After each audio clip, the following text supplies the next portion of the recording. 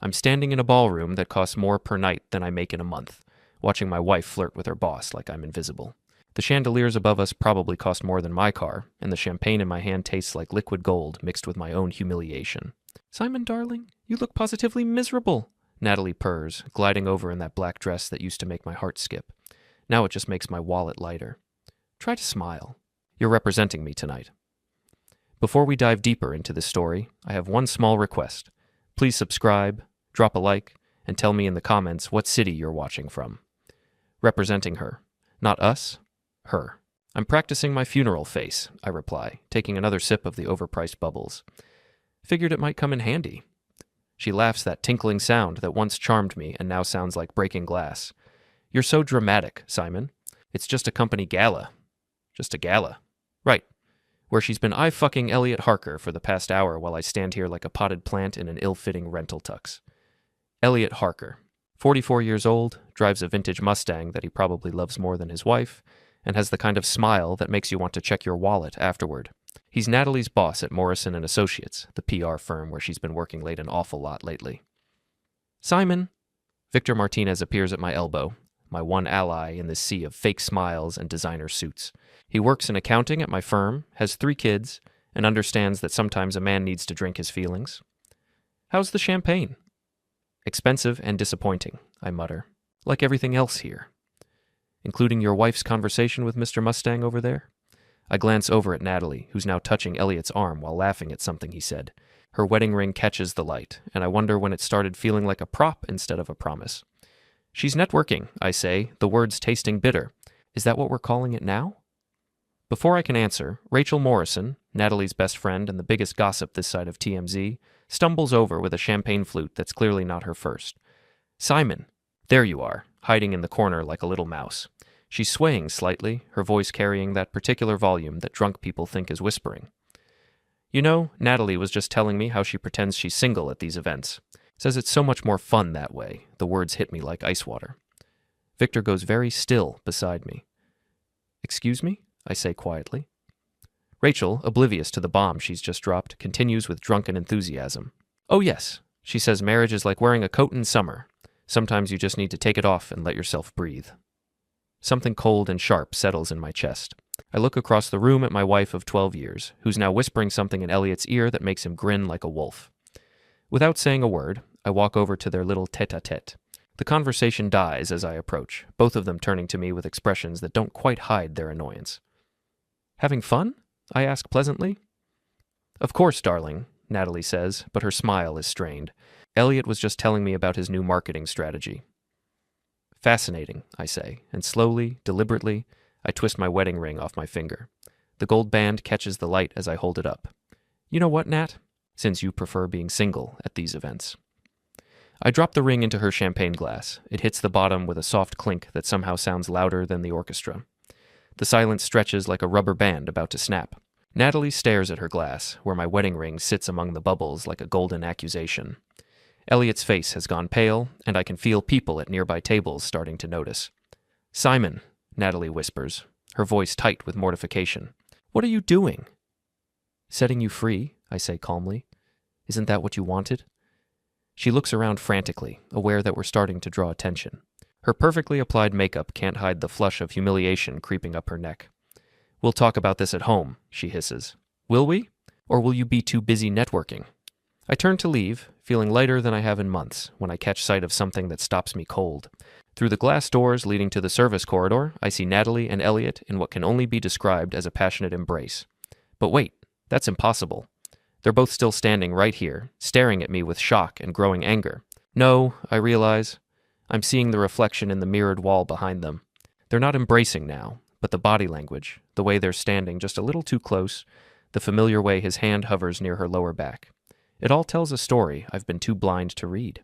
"Enjoy your evening," I tell them both, and walk away with Victor at my side. "Jesus, Simon," Victor mutters as we head for the bar. "That was overdue," I finish. As we wait for the bartender, I catch a glimpse of movement in my peripheral vision.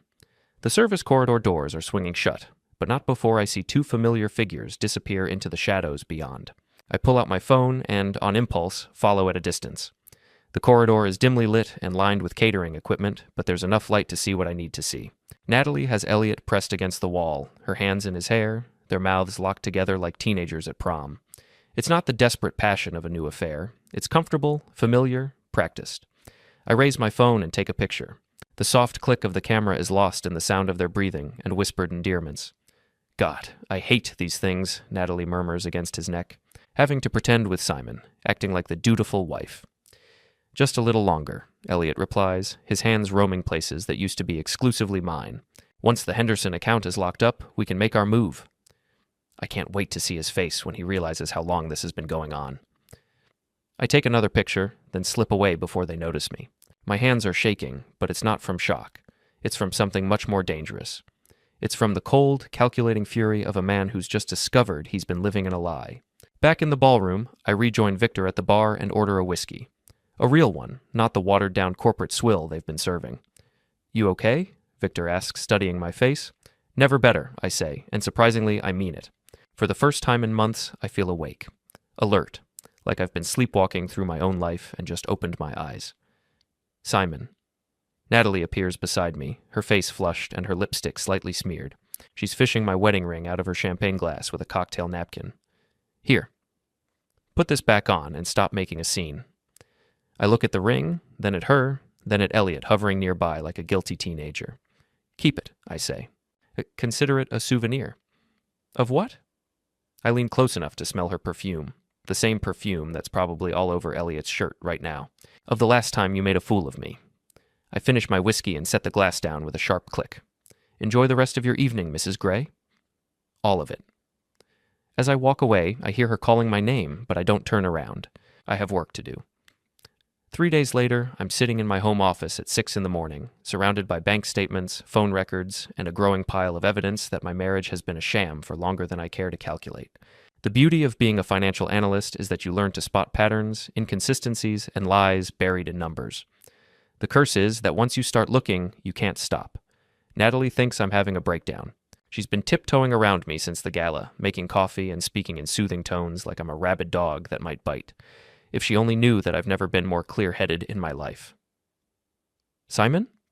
Her voice drifts down the hallway. I made pancakes. Pancakes. She hasn't made pancakes since our 2nd anniversary. The guilt must be eating her alive. I'll be right there, I call back, minimizing the spreadsheet on my screen.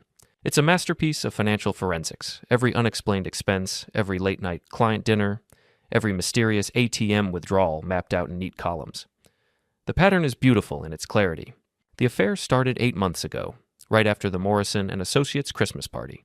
The hotel charges, the lingerie purchases, the sudden need for a gym membership at the same club where Elliot works out, it's all there in black and white. I walk into the kitchen where Natalie is standing at the stove in her silk robe, looking like the picture of domestic bliss. Her dark hair is pulled back in a messy bun, and she's humming something under her breath. You're up early, she says without turning around. Couldn't sleep. I pour myself coffee and sit at the kitchen island, watching her performance. You? Same. She slides a plate of pancakes in front of me, and I notice her hands are shaking slightly. Simon, about the other night? What about it? She sits across from me, her green eyes wide and earnest. I think you might have misunderstood something. Rachel was drunk, and you know how she gets when she drinks. She says things that sound worse than they are. I take a bite of pancake. It's perfect, of course. Natalie's always been perfect at everything except fidelity. So, you don't pretend to be single at company events? Well, she laughs nervously. Not exactly. I mean, sometimes it's easier to network without having to explain that my husband works in finance and finds marketing boring. I see. I nod thoughtfully. And the networking you were doing with Elliot? How's that going? The question hangs in the air like smoke. Natalie's smile falters for just a moment before snapping back into place. Elliot is my boss, Simon. Of course, I have to maintain a good working relationship with him. Is that what we're calling it? What's that supposed to mean? I lean back in my chair, studying her face. She's good. I'll give her that. If I hadn't seen her with my own eyes in that corridor, I might actually believe the innocent act. Nothing, I say finally. I'm just trying to understand why my wife of 12 years felt the need to publicly humiliate me at a work function. I didn't. You did. I stand up, leaving the pancakes untouched. But don't worry about it, Nat. I'm getting a clearer picture of where we stand.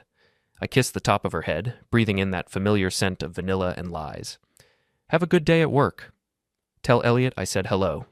Her face goes white, but I'm already walking away. At work, I can't concentrate on the quarterly reports spread across my desk. Instead, I keep thinking about the look in Natalie's eyes when I mentioned Elliot's name, fear, guilt, and something else. Something that looked almost like relief. You look like hell, Victor says, appearing in my cubicle with 2 cups of coffee. Rough night? You could say that. I accept the coffee gratefully. Victor, can I ask you something? Shoot. If you found out Maria was cheating on you, what would you do? Victor nearly chokes on his coffee. Jesus, Simon, is this about the other night? Hypothetically. He sets down his cup and looks at me seriously. Hypothetically? I'd want to know everything. How long, with who, why. Then I'd decide whether to fight for my marriage or fight for my dignity. And if fighting for your marriage wasn't an option, then I'd make damn sure I came out on top. He leans closer, lowering his voice. Why? What did you find? I pull out my phone and show him the photos from the corridor. Victor's expression goes from concern to anger to something darker. He mutters, How long? At least 8 months? Maybe longer. I put the phone away. The question is, what do I do about it? Lawyer up. Take her for everything. That's not enough. Victor raises an eyebrow. What do you mean? I mean, she didn't just cheat on me, Victor. She humiliated me, made me look like a fool in front of everyone we know. If I just file for divorce, she gets to play the victim. Poor Natalie, married to a boring finance guy who couldn't satisfy her. So what are you thinking? I lean back in my chair, a plan beginning to form in my mind. It's risky, possibly stupid, but it has a certain poetic justice to it. I'm thinking about evening the score. That afternoon, I drive to Natalie's office building. It's a sleek glass tower downtown, the kind of place where image is everything and perception is reality. Perfect hunting ground for what I have in mind. I park across the street and wait. At 5:30, employees start trickling out of the building. At 5:45, I see Elliot emerge, checking his phone and looking around nervously. He doesn't go to his car. Instead, he walks 2 blocks to a small cafe and sits at a corner table. 5 minutes later, Natalie joins him. I watch them through the cafe window, their body language telling a story of intimacy and conspiracy. They're not just lovers, they're partners in crime, and I'm the victim they're planning to dispose of. Natalie slides a folder across the table to Elliot. He opens it, frowns, and says something that makes her laugh. The sound carries through the glass, and I recognize it as the same laugh she used to save just for me. I take more pictures, then follow them when they leave separately. Natalie goes to her car and drives home. Elliot walks to a parking garage and emerges in his beloved Mustang, a 1969 Boss 429 in pristine condition that he probably loves more than any human being. An idea begins to form. That night, I wait until Natalie is asleep, then slip out of bed and go to my office. I have research to do. Elliot Harker, 44, divorced, no kids. Lives in a condo downtown, works out at Elite Fitness, drives the Mustang to work every day, and parks it in the same spot in the Morrison and Associates garage. Creatures of habit are so predictable. More interesting is what I find about Morrison and Associates. The company is family-owned, run by old-school types who value reputation and discretion above all else. Office romances are discouraged, and relationships between supervisors and subordinates are strictly prohibited. I smile as I bookmark several pages. Knowledge is power, and power is exactly what I need. The next morning, Natalie is already gone when I wake up. There's a note on the kitchen counter. Early meeting. See you tonight. Love, N. Love, right. I call in sick to work and spend the day doing reconnaissance. I follow Natalie's routine, timing her movements, identifying her patterns. She has lunch with Rachel at a trendy bistro where they spend an hour gossiping and laughing. From my table across the restaurant, I can't hear what they're saying, but I can read lips well enough to catch fragments. Simon's been acting strange. Thinks he suspects something. Almost ready to make the move. Make the move. That sounds ominous. After lunch, Rachel leaves, but Natalie stays behind and makes a phone call. I watch her face transform from casual to serious to something that looks almost predatory. She's planning something that involves me. I pay my check and follow her back to her office, my mind racing. Whatever game she's playing, I'm clearly not meant to win. But she's made one crucial mistake. She's underestimated me. That evening, Natalie comes home with takeout from my favorite Thai restaurant and a smile that doesn't reach her eyes. Thought we could have a quiet night in, she says, unpacking containers of pad thai and green curry. Just the two of us. Sounds perfect. I open a bottle of wine, a good one from the collection we started on our honeymoon. We need to talk anyway. She freezes for just a moment. About what? About us. Our future. Where we go from here. She relaxes, and I realize she thinks I'm about to have the conversation she wants me to have. The one where I apologize for my behavior at the gala and promise to be a better husband. I've been doing some thinking, I continue, pouring wine into 2 glasses, about what you said the other night. Simon, I told you, Rachel was drunk. No, not that. About how I've been distant lately, distracted. You're right, I haven't been the husband you deserve. This is clearly not what she expected. She sits down slowly, studying my face. What are you saying? I'm saying I want to fight for us, for our marriage. I want to be the man you fell in love with again. The guilt that flashes across her face is almost painful to watch. Almost. Simon, I know things have been difficult between us. I know I've been taking you for granted, but I want to change that. I raise my glass. To new beginnings. She clinks her glass against mine, but her hand is shaking. To new beginnings, she echoes. We eat in relative silence, making small talk about work and weekend plans. Normal couple conversation, if you ignore the undercurrent of deception flowing beneath every word. I might have to work late tomorrow, she says eventually. Big presentation for a new client. Of course you do, I smile. Don't worry about dinner. I'll figure something out. After she goes to bed, I sit in my office and finalize my plans. Tomorrow, while she's working late with Elliot, I'll be working too, on destroying both of their lives. The next evening, I'm crouched behind a concrete pillar in the Morrison & Associates parking garage, feeling like a character in a bad spy novel. The security camera above me has been temporarily disabled, a skill I learned from a YouTube video and executed with electrical tape and a well-placed ladder. At 6:30 p.m., Elliot's Mustang purrs into its usual spot. He gets out, checks his reflection in the side mirror, and straightens his tie. He's dressed for a date, not a business meeting. I wait until he disappears into the elevator before making my move. The beauty of Elliot's obsession with his car is that it makes him predictable. He parks in the same spot every day, always locks it the same way, and checks on it religiously. The Mustang is his baby, his pride and joy, his most prized possession, which makes it the perfect target. I start with the tires, not slashing them, which would be criminal damage, but loosening the valve stems just enough to create a slow leak. By morning, all 4 tires will be flat but not permanently damaged. Next, I pop the hood and disconnect the battery. Again, no permanent damage, just inconvenience. The pièce de résistance comes last. I've brought a bag of frozen shrimp from the grocery store, and I carefully stuff them into every air vent I can find. In this heat, they'll start to smell within hours, and the stench will linger for weeks. Finally, I place a note under the windshield wiper. This is what betrayal smells like. Enjoy the aroma. I'm back in my car and gone before anyone notices. At home, I pour myself a scotch and wait. Natalie texted an hour ago to say she'd be late, presentation running long, so I have time to prepare for her return. I've printed out copies of the photos from the corridor, along with some choice screenshots from her phone records. Not enough to play my whole hand, but enough to let her know the game has changed. She comes home at 11:47 p.m., her hair slightly mussed and her lipstick gone. She's trying to be quiet, probably hoping I'm asleep. How was the presentation? I ask from the living room. She jumps, pressing a hand to her chest. God, Simon, you scared me. I thought you were in bed. Couldn't sleep. How did it go with the client? Good. Really good. I think we landed the account. She's a terrible liar when she's nervous. Her voice goes up half an octave, and she can't maintain eye contact. That's wonderful, honey. You must be exhausted. I am? She kicks off her heels and starts toward the stairs. I'm going to shower and go to bed. Natalie. She stops, one foot on the bottom step.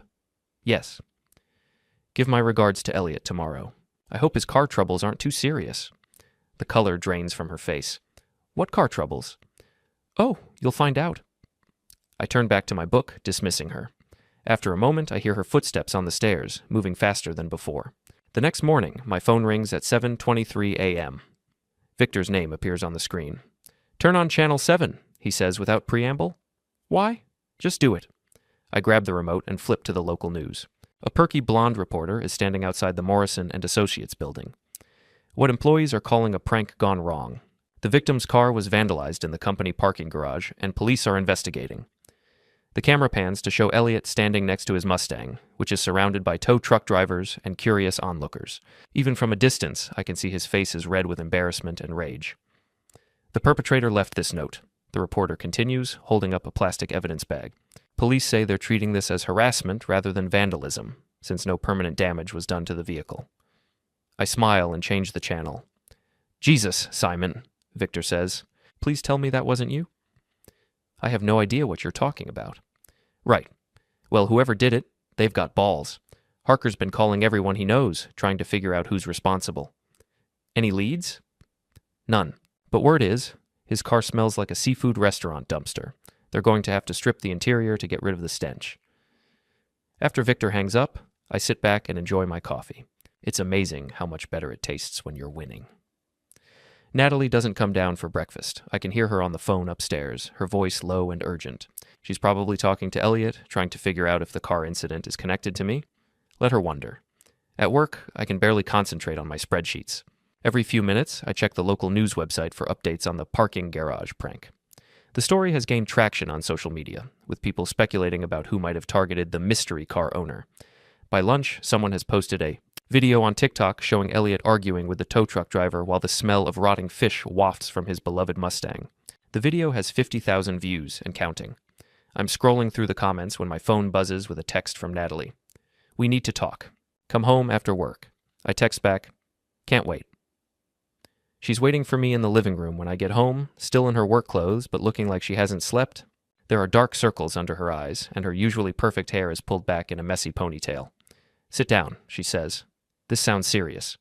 It is? She clasps her hands in her lap, knuckles white with tension. Simon, I need to ask you something, and I need you to tell me the truth. Of course. Did you vandalize Elliot's car? I lean back in my chair and study her face. She's scared, which means she's starting to realize that her boring, predictable husband might not be as harmless as she thought. Why would I do something like that? Don't play games with me, Simon. You mentioned his car troubles before they happened. You've been acting strange ever since the gala, and now this. This what? A prank in a parking garage? Natalie, I'm a financial analyst, not some kind of criminal mastermind. Then how did you know about his car? I stand up and walk to the window, looking out at our perfectly manicured suburban street. Lucky guess. Simon. I turn back to her, and for a moment, I almost feel sorry for her.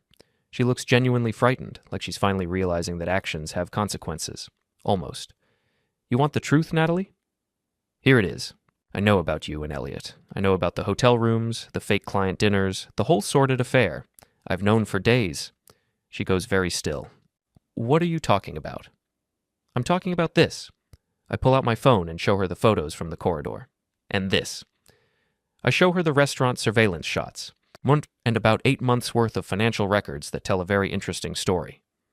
She stares at the phone screen, her face cycling through shock, denial, and finally, resignation.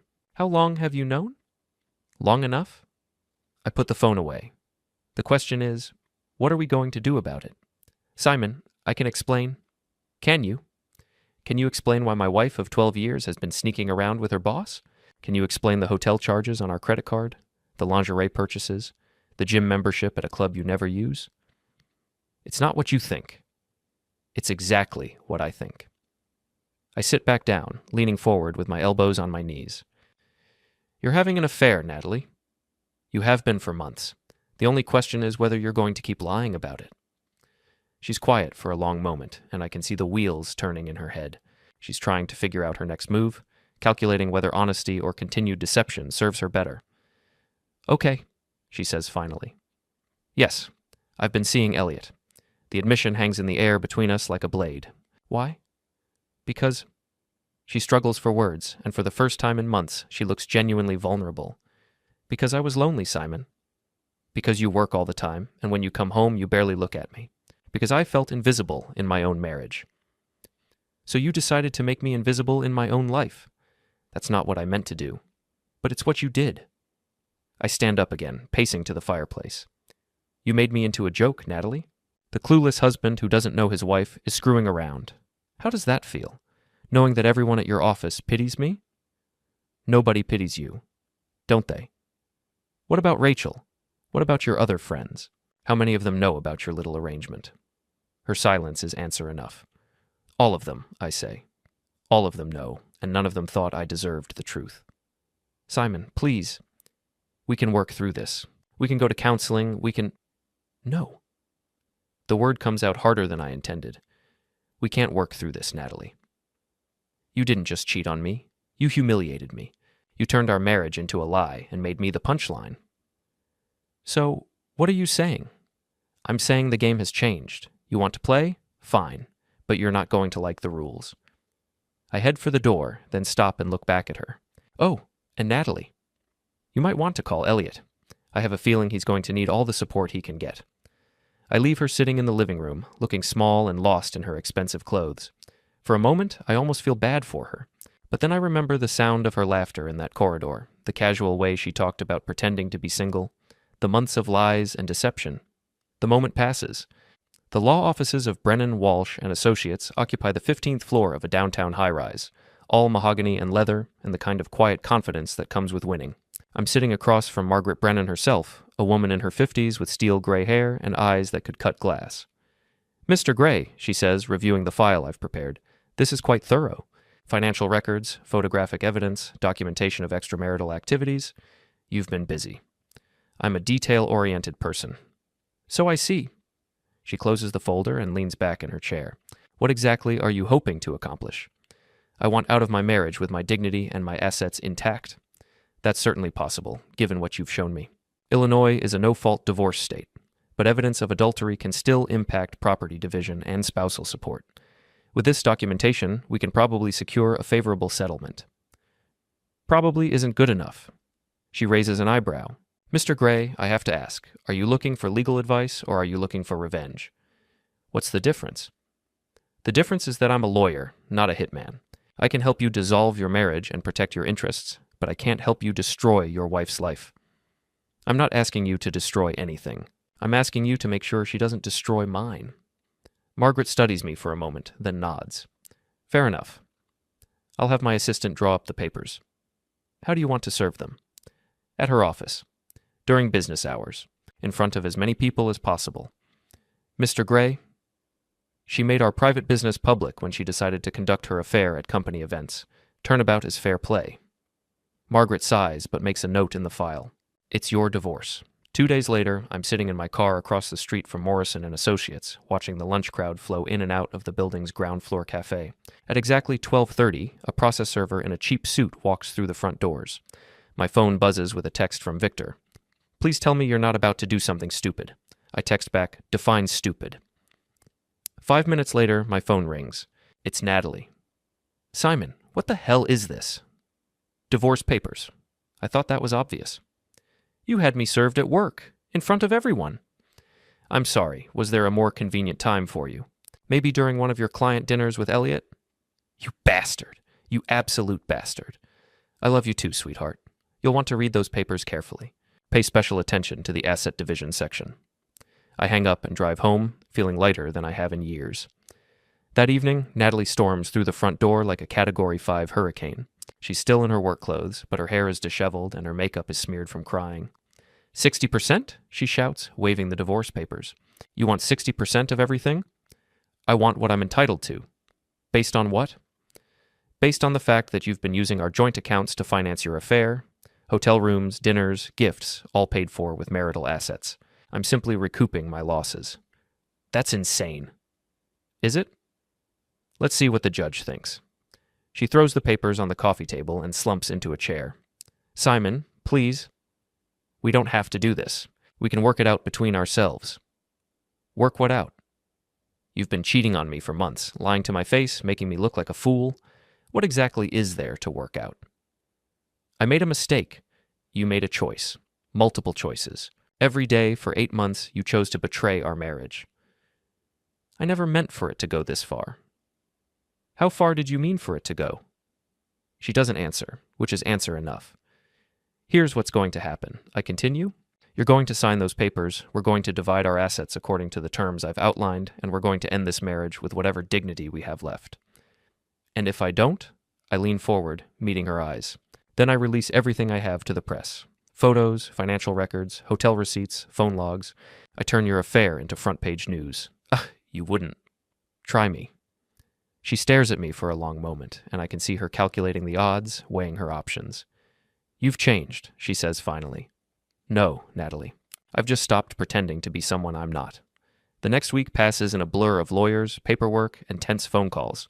Natalie has hired her own attorney, a shark named David Kellerman who specializes in high-conflict divorces.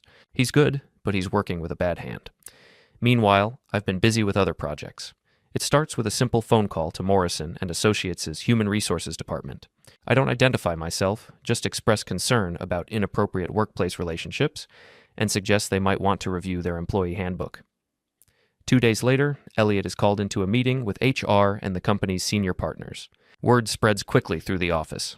Someone reported the affair, and now both Elliot and Natalie are under investigation. The beauty of corporate politics is that perception matters more than reality. Even if they can't prove anything, the mere suggestion of impropriety is enough to damage careers and reputations. I follow up with a carefully crafted email to Morrison and Associates' biggest clients, expressing concern about the ethical climate at the firm and suggesting they might want to reconsider their business relationships. By Friday, 3 major accounts have pulled their business. Simon. Victor finds me in the break room, pouring coffee with hands that are steadier than they have any right to be. "I just heard from my friend at Morrison and Associates. They're hemorrhaging clients." "That's unfortunate." "Is it? Or is it exactly what you planned?" I take a sip of coffee and consider the question. "Victor, let me ask you something. If someone stole your car, would you just file an insurance claim and move on?" "Probably." "What if they didn't just steal your car, but they bragged about it to all your friends?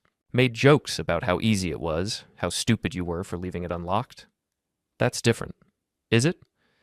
"Because that's what Natalie did to me. She didn't just cheat. She made me into a joke. She turned our marriage into entertainment for her friends." Victor sets down his coffee cup. "So you're destroying her career?" "I'm not destroying anything. I'm simply making sure people know the truth about who they're doing business with." "And Elliot? What about him?" "Word is, he's going to be fired." I shrug. Maybe he should have thought about that before he decided to sleep with a married woman. Victor looks at me like he's seeing a stranger. "Jesus, Simon, what happened to you?" "I woke up."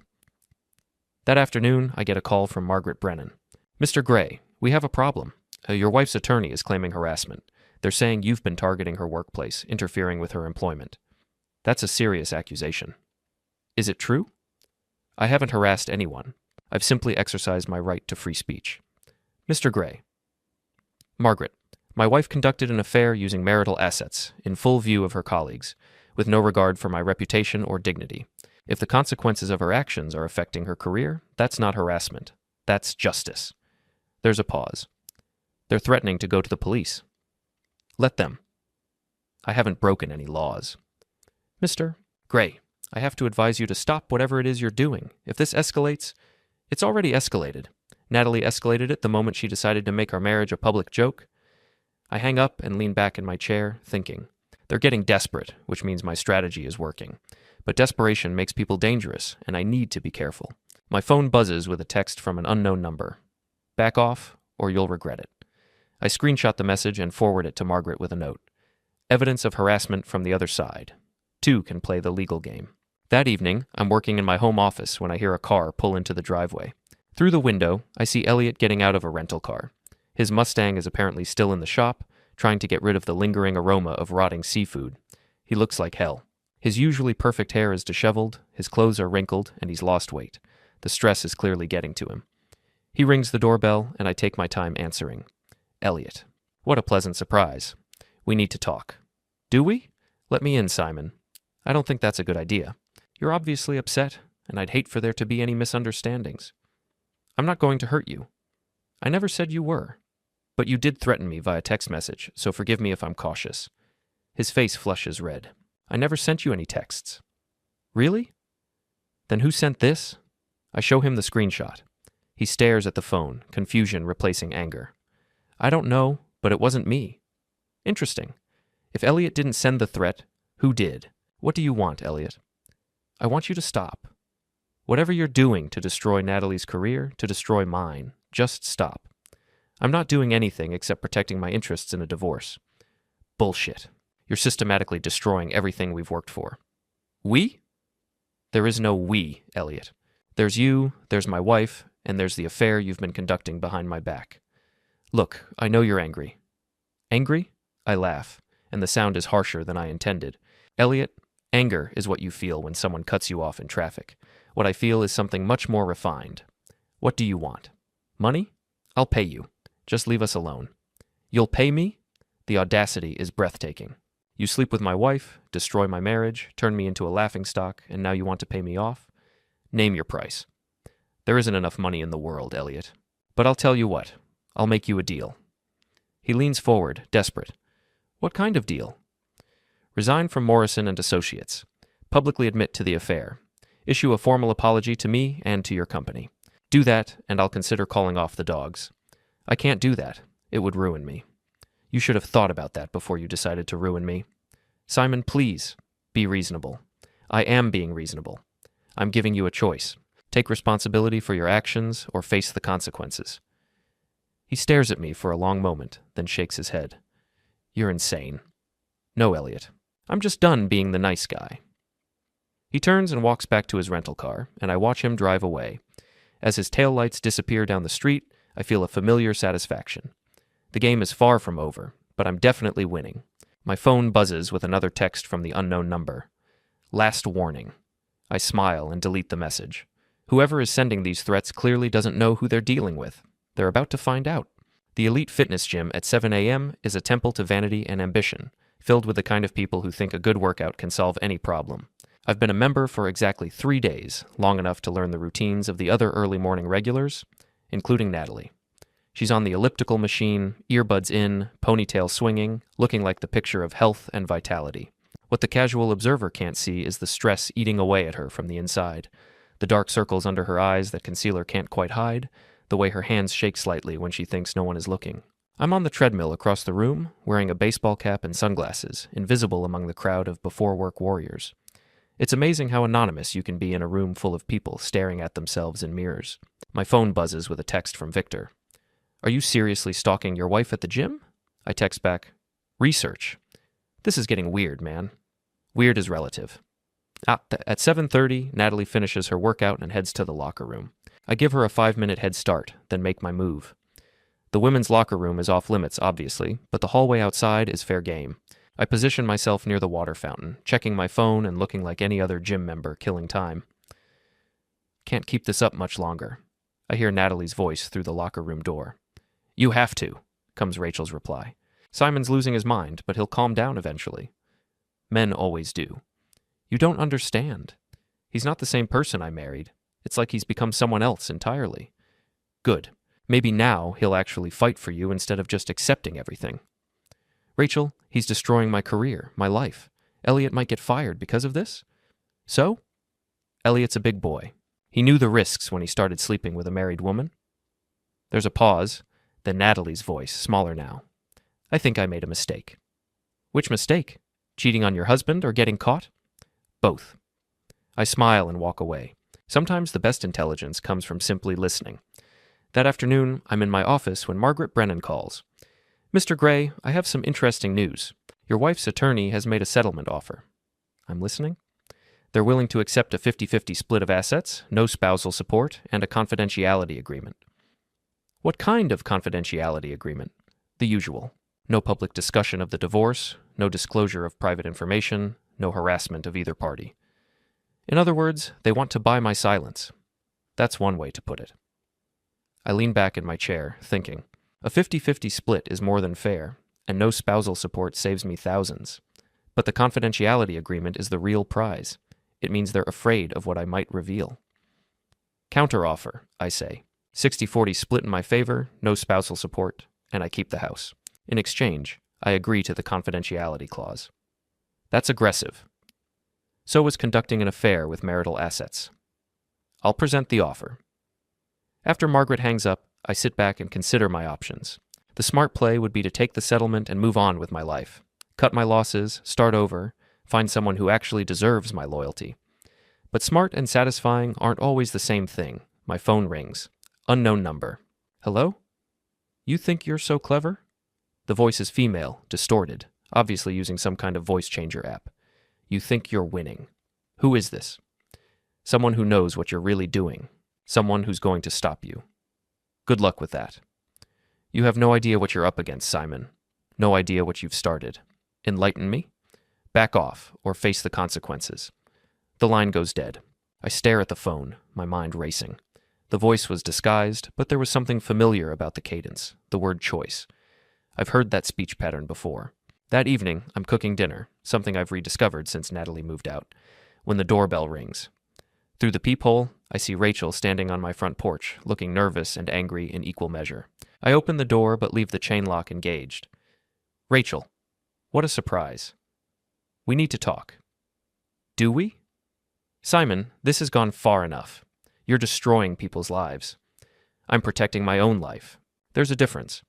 Natalie is my best friend. I can't stand by and watch you tear her apart. Where was this loyalty when she was tearing apart our marriage? Rachel's face flushes. She made a mistake. She made a choice. Multiple choices. And so did you when you decided to help her cover it up. You knew about the affair, Rachel. You knew, and you said nothing. You enabled it. You made jokes about it at the company gala, remember? She looks away, guilt written across her features. So here's the thing, I continue. You're not the victim here. You're an accomplice. And if you think I'm going to let you or anyone else dictate terms to me, you're sadly mistaken. Simon, please, just stop. Take the settlement and move on. Why? So you can all go back to pretending nothing happened? So Natalie can play the victim, and Elliot can find his next married conquest? It doesn't have to be like this. You're right. It didn't have to be like this, but your friend made sure it was. I close the door and engage the deadbolt. Through the window, I watch Rachel stand on the porch for a few moments before walking back to her car.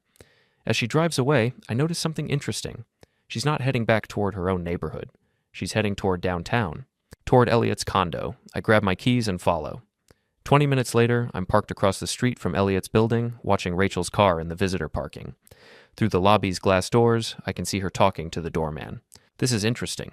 Rachel and Elliot meeting in secret. Either they're planning something, or there's more to this story than I realized. I don't have to wait long to find out. 30 minutes later, Rachel emerges from the building, but she's not alone. Elliot is with her, and they're both carrying overnight bags. They get into Rachel's car and drive away. I follow at a distance, curious about their destination. They head to the airport. I park in the long-term lot and follow them into the terminal.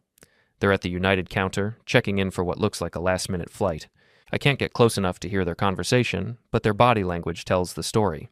This isn't a romantic getaway. It's an escape plan. They're running. I pull out my phone and call Margaret Brennan. Margaret, I need you to file an emergency motion to freeze all of Natalie's assets. On what grounds? Flight risk. I have reason to believe she's planning to leave the jurisdiction. Mr. Gray, it's after hours. Then call the judge at home. File whatever paperwork you need to file. Do it tonight.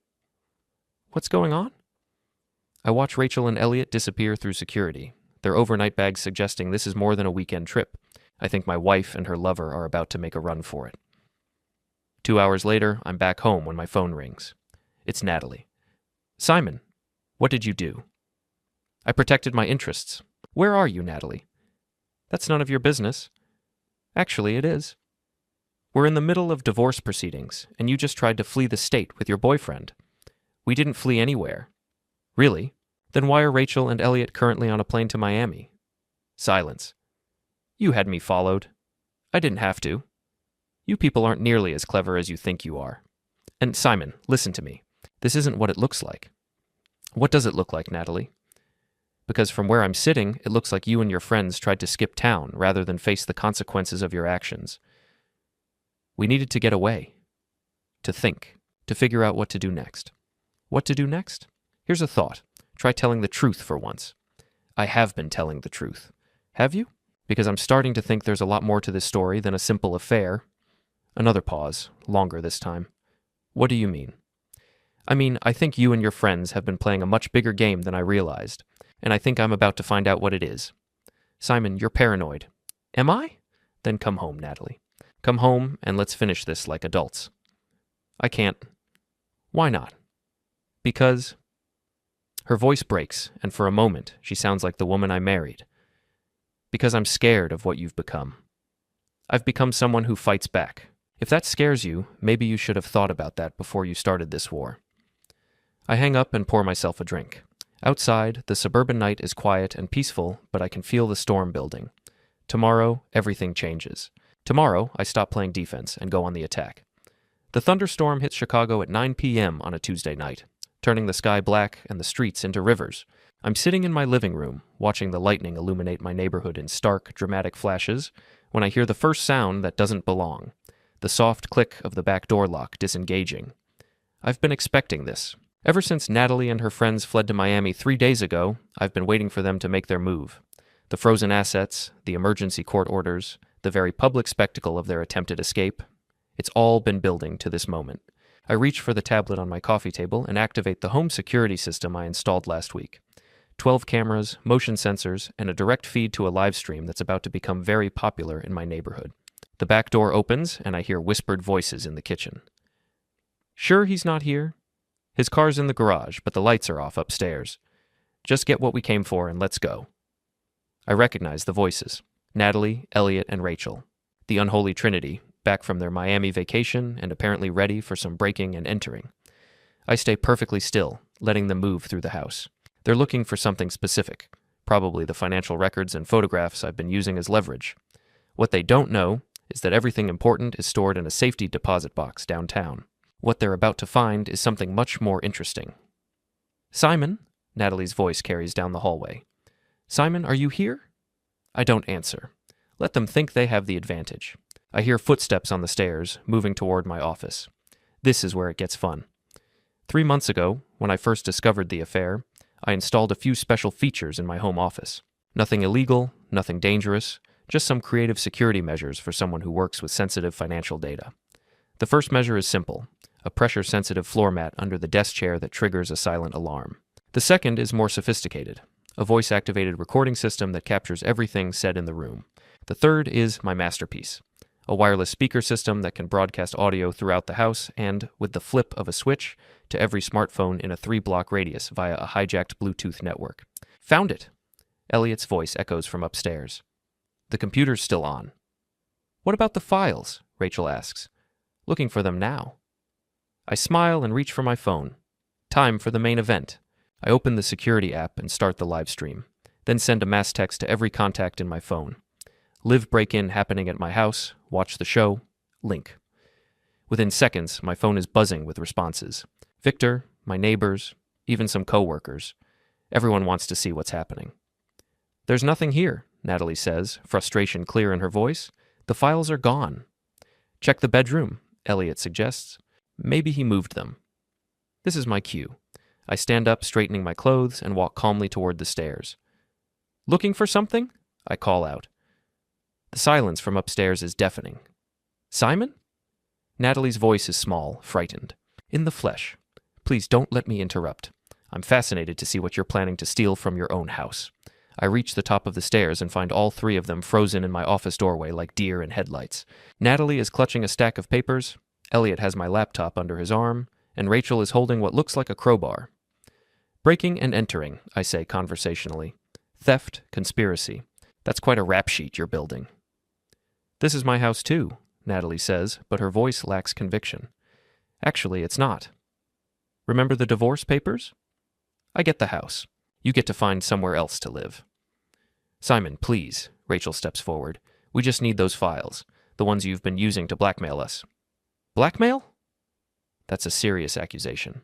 Do you have any proof of blackmail? You know what you've been doing. I know what I've been doing. The question is, do you know what you've been doing? I pull out my phone and activate the speaker system. Suddenly, voices fill the house. Their voices, recorded during their little planning session in Miami. And it has to be a way to discredit him. If we can prove he's been stalking us, harassing us, plant some evidence, make it look like he's unstable. The color drains from all 3 faces as they hear their own words played back to them. Surprised? I ask. You really thought I wouldn't be monitoring your communications? Natalie, I'm a financial analyst. I track money, data, patterns. Did you honestly think I couldn't track 3 amateur conspirators? You recorded us illegally, Elliot snarls. Did I? You might want to check the laws on recording conversations in public places. That hotel bar in Miami. Public place. Your phone calls from the airport? Public place. The planning session in Rachel's car outside my house yesterday? Public place. I tap my phone again, and more audio fills the house. This time, it's their conversation from yesterday, parked across the street, discussing how to break into my house and plant evidence to make me look unstable. You see, the beautiful thing about being underestimated, I continue, is that people don't bother to hide their crimes from you. They just assume you're too stupid or too weak to do anything about it. Simon, stop this, Natalie pleads. Just stop. We can work this out. Work what out? The fact that you've been planning to frame me for harassment? The fact that you've been trying to destroy my reputation while playing the victim? The fact that this was never just about an affair, this was about destroying me completely. Lightning flashes outside, illuminating their guilty faces in stark relief. Here's what's really beautiful, I continue.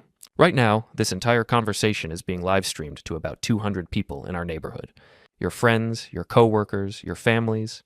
They're all watching you break into my house and listening to your own words condemn you. Rachel looks at her phone and goes white. Oh my God, Simon, turn it off. Why would I do that? This is the most honest you've been in months.